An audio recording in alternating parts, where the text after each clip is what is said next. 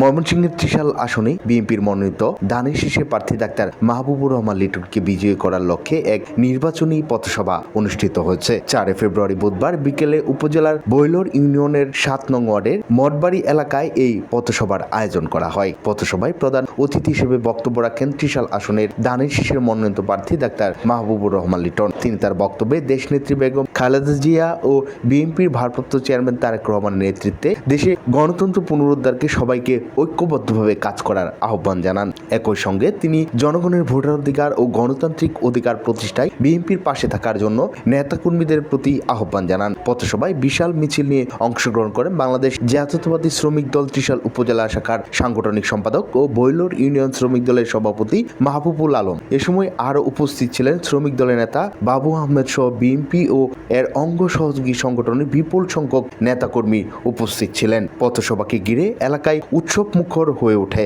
নেতাকর্মীদের মধ্যে ব্যাপক উৎসাহ, উদ্দীপনা ও প্রাণচঞ্চলতা লক্ষ্য করা যায়। এ সময় উপস্থিত নেতাকর্মীরা ধানের শীষ প্রতীককে ভোট দিয়ে জয়যুক্ত করার আহ্বান জানান।